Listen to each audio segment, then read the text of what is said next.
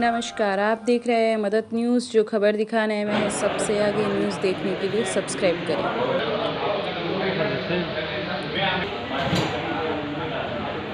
शहर में दिनों दिन बढ़ती वाहनों की भीड़ से वातावरण दूषित हो रहा है।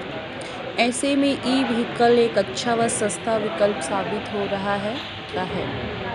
मुख्य अतिथि कल्पना शर्मा, डीटीओ जिला परिवहन अधिकारी, विशेष अतिथि अरुण टांग, महापौर उम्मीदवार ओकिंग ऑटोटेक प्राइवेट लिमिटेड से गौरव सेल्स मैनेजर और अभिषेक सेवा प्रबंधक इस अभियान में शामिल हुए। अरविंद सिंह टांक आयोजित किए गए थे।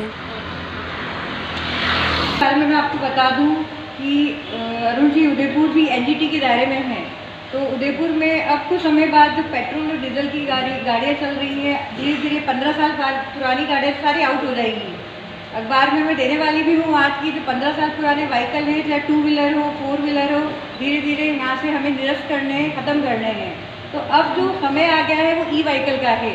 ई व्हीकल के फ़ायदे मैं आपको बता दूँ कि ई व्हीकल में पर्यावरण रहित, प्रदूषण रहित व्हीकल है, आप आसानी से चला सकते हैं। दूसरा, सरकार इसमें सब्सिडी दे रही है आपको। मैं आपको बता दूं, अगर आप 2 व्हीलर खरीद रहे हैं या 3 व्हीलर खरीद रहे हैं या 4 व्हीलर खरीद रहे हैं तो आपको सरकार अनुदान देती है। आपके खाते में कुछ अनुदान राशि हमारी तरफ से भी आएगी। ये बहुत बड़ी बात है। तो सरकार इसको प्रोत्साहन कर रही है ई व्हीकल को। इस अनुदान के साथ साथ इसमें धुआं नहीं होता है, बिल्कुल सुविधाजनक होता है और पर्यावरण प्रदूषित रही जो ई व्हीकल है इस पर अब सरकार का पूरा फोकस है। अभी कुछ समय बाद आप देखेंगे कि अपने उदयपुर में भी चार्जिंग स्टेशन लगाए जाएंगे। आपने अखबार में ही पढ़ा था, हमने दिया था कि यूआईटी और परिवहन विभाग की पहल से उदयपुर में हर जगह रिलायंस से अलग अलग कंपनियां चार्जिंग स्टेशन भी अरुण जी लगाए जाएंगे। क्योंकि इसमें बहुत बड़ी समस्या आ रही है कि गाड़ी तो हमने खरीद ली, इसको चार्ज कहाँ करें, चार्जिंग की प्रॉब्लम आ रही है। तो थोड़े दिन में ये प्रॉब्लम भी सोल्व हो जाएगी। ज़मीन आवंटित कर दी गई है और धीरे धीरे उदयपुर में चार्जिंग स्टेशन भी 2 या 3 महीने में खुल जाएंगे, जिससे लोगों को समस्या का सामना नहीं करना पड़ेगा। तो आप सभी ने जो ई व्हीकल खरीद लें, उन भाइयों को मैं बहुत बहुत धन्यवाद देने वाली हूँ, क्योंकि अब आप ई व्हीकल की ओर यानी प्रदूषण रहित वातावरण की ओर जा रहे हैं। दूसरा, मैं रोड सेफ्टी के बारे में आपको बता दूँ कि ये हेलमेट वितरण के लिए मुझे बुलाया गया है। पहले तो ये हम बता दें कि हेलमेट सिर्फ वितरण या बांटने से कुछ नहीं होगा। मैं आपको बांट के चली जाऊंगी, फिर सबकी मोटरसाइकिल पे आगे हेलमेट टंगा रहेगा। हम पूछते हैं, हम रोड सेफ्टी करते हैं, अरुण जी बात करते हैं लोगों से, तो समस्या आती है कि क्या जरूरी। सम्मानित मेरी बड़ी बहन डीटीओ मैम कल्पना जी, ओकोनोमा कंपनी के प्रोप्राइटर अरविंद जी शेखावत साहब और एग्जीक्यूटिव मेरे और कल्पना जी को आपने एक महत्वपूर्ण कार्य में याद किया, उसके लिए बहुत आभार। मंच के सामने विराजित हमारे पत्रकार बंधुओं और शहर के नागरिकों,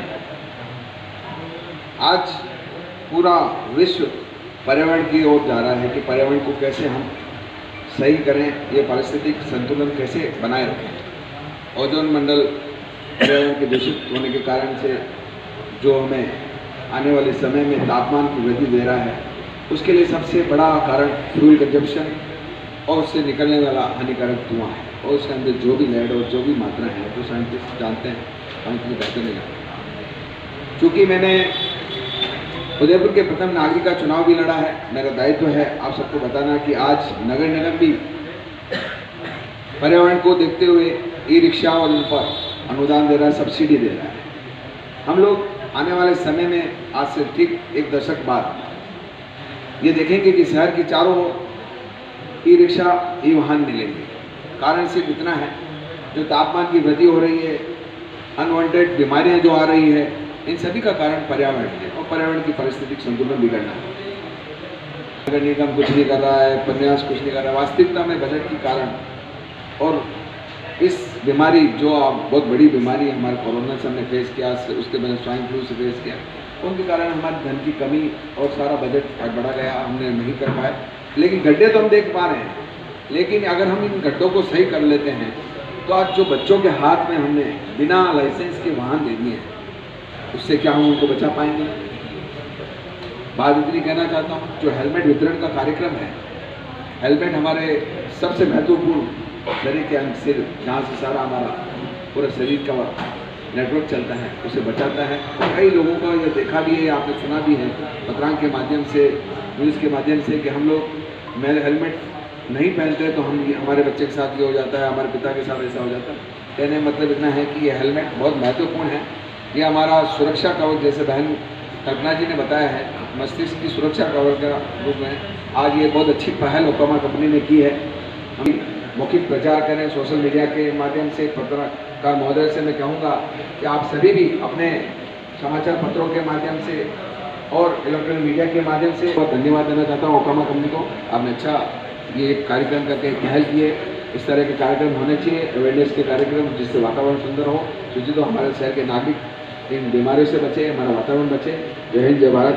आपका जनसेवक अरुण का यहाँ है सभी का मैं तहे दिल से स्वागत करता हूँ, जो अपना कीमती समय निकाल के उपस्थित हुए हैं। और मैं अरुण जी का और कल्पना मैम का भी तहे दिल से स्वागत करता हूँ, जो कीमती समय निकाल के यहाँ उपस्थित हुए हैं।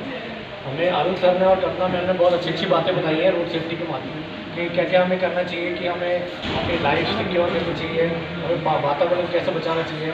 तो अब मैं थोड़ा सा ओकिनावा के बारे में बता देता हूँ।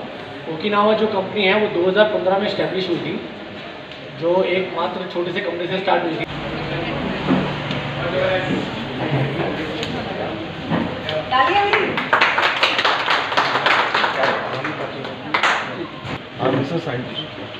नगर निगम साहब ऑलरेडी काम करता हूँ, मेडिकल डिवीजन में। और हेलमेट में 15 साल से डॉक्टर ने कहा कि पहनना है in our season, right. Thank you Naveen Pariwala. And I am the first person in Udaipur 15 year से इलेक्ट्रिक गाड़ी यूज कर रहा हूँ। सम्मान, रेस्पेक्ट, सैल्यूट। नो अच्छा लगा आप आए। और madam I am really very appreciate with your presentation. तो नीचे खोल के दो ना, खोल के दो, पहनाना है ये थोड़ी देना है। ये आपको करना पड़ेगा। आप आए आप अभी बदल दीजिएगा, आप देखेंगे। बाकी अभी वो आ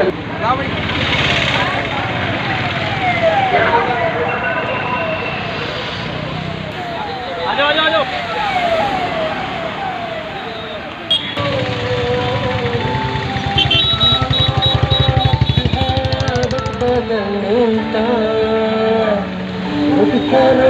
फिर से संभलने का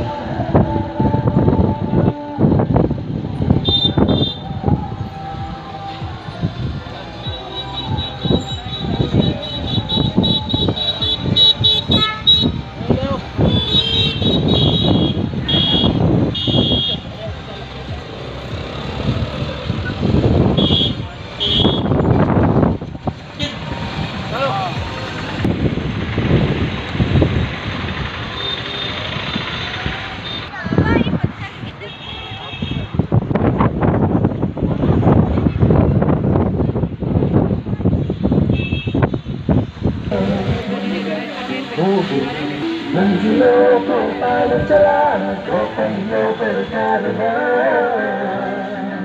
ये है साफ हवा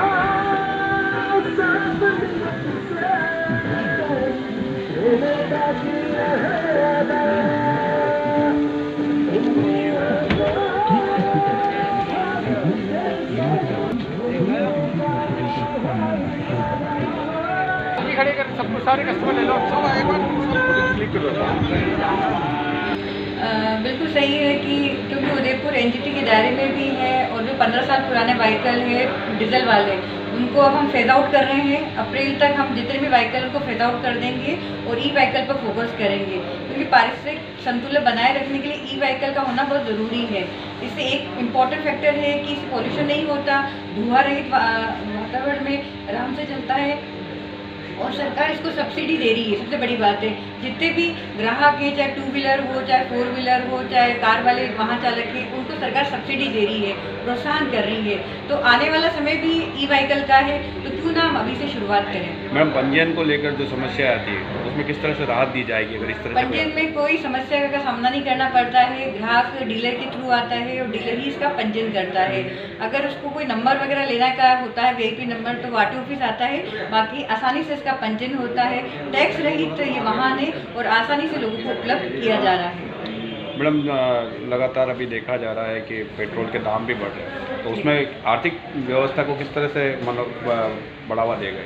नहीं, बिल्कुल आर्थिक से जो बढ़ावा देगा। अब ये भी है कि हमारे आंकड़ा, क्योंकि मार्च महीना चल रहा है और हमारे जो 2 व्हीलर है, पेट्रोल वाले, उनकी बिक्री कम हो रही है, इससे फ़र्क उन पे आ रहा है और जितने भी ई व्हीकल उनकी बिक्री ज़्यादा हो रही है, तो इससे बहुत फ़ायदा होगा, लोगों को भी फ़ायदा होगा और पर्यावरण संतुलित रहेगा।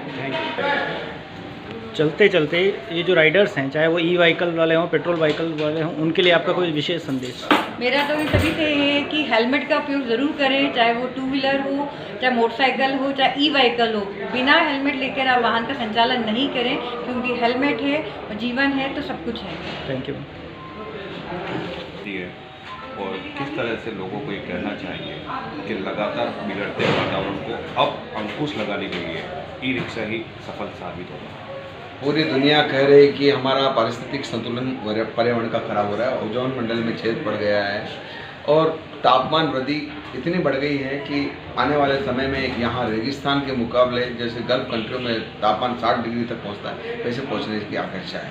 उदयपुर में 36 डिग्री 90 के पहले तापमान रहता था, आज 48 मिनिमम हो गया है। तो ऐसी स्थितियाँ हमने ही पैदा की है। उसका कारण सिर्फ और सिर्फ महत्वपूर्ण कारण है वो फ्यूल कंजप्शन है।